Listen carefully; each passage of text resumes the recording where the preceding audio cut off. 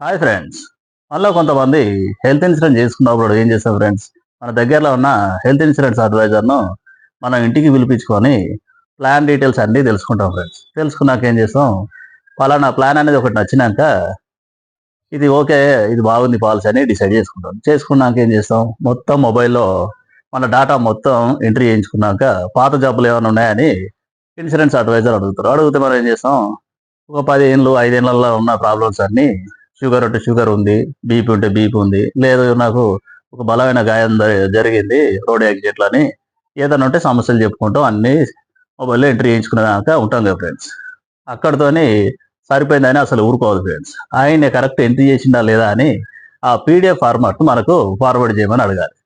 అప్పుడు మనం ఏం చేయాలంటే అందులో ఎక్కడైనా స్పెల్లింగ్ మిస్టేక్స్ ఉన్నాయా, మనం చెప్పిన ఆయన ఎంట్రీ చేసిండా, మనకున్న పాత జబ్బులు ఎంట్రీ చేసిండా, ఒకటికి 4 సార్లు చూసినాకనే అది ఓకే అయితే మాత్రం ఇది అప్లోడ్ చేయండి అని ఆయన చెప్పాలి తప్ప, ఉత్తపుణ్యానికి మనోడే కదా అని, మన రిలేషనే కదా, ఆయనకు అన్నీ తెలుసు కదా అని ఏం చేసి అప్లోడ్ చేయండి అని అనొద్దు ఫ్రెండ్స్. ఎందుకంటే అప్లోడ్ చేసిన వెంటనే 1, 2 గంటలల్లో మనకు అప్రూవల్ వస్తుంది, పాలసీ నెంబర్ అలాట్ అవుతుంది.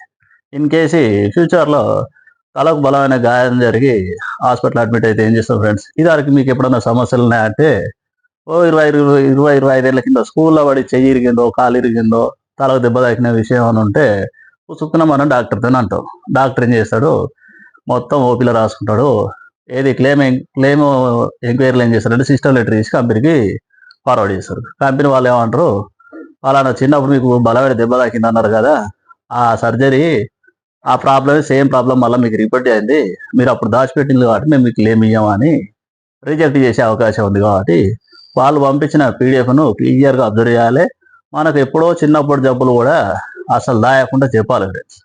ఇక లేదు హాస్పిటల్ ఎక్కడైనా జాయిన్ అయినాం అంటే ఏదన్నా సమస్య జరిగితే నాకు ఇవాళ జరిగింది, ఇప్పుడే జరిగింది, నాకు ఇదివరకు ఏ సమస్య లేదని చెప్తే మాత్రం క్లెయిమ్ వస్తది గానీ, ఎందుకంటే ఏదో మర్చిపోతే మాత్రం అసలు క్లెయిమ్ ప్రూఫ్ అయి రాదు ఫ్రెండ్స్. మనం 20 సంవత్సరాలు సిన్సియర్‌గా ప్రీమియమ్స్ అన్ని పే చేసినా కూడా రూ. 1,00,000 క్లెయిమ్ కూడా అసలు మనకి ఇవ్వరు ఫ్రెండ్స్. మన భారతదేశంలో ఉన్న హెల్త్ ఇన్సూరెన్స్ కంపెనీలన్నీ పూర్తిగా వ్యాపార ధోరణి ఉంటాయి గానీ, పాపం పోనీ అని 10,000 క్లెయిమ్ కూడా పుణ్యానికి ఇవ్వవు ఫ్రెండ్స్. కాబట్టి ఇన్సూరెన్స్ అడ్వైజర్ దగ్గర ఏం దాయొద్దు. ఆయన ఏది అప్లోడ్ చేసిండో అన్ని క్లియర్‌గా చూసినాకనే మనం ఓకే అనాలి తప్ప గుడ్డిగా మాత్రం నమ్మొద్దు ఫ్రెండ్స్. Thank you friends. ఈ వీడియో నచ్చితే లైక్ చేయండి, షేర్ చేయండి, ఫాలో చేయండి.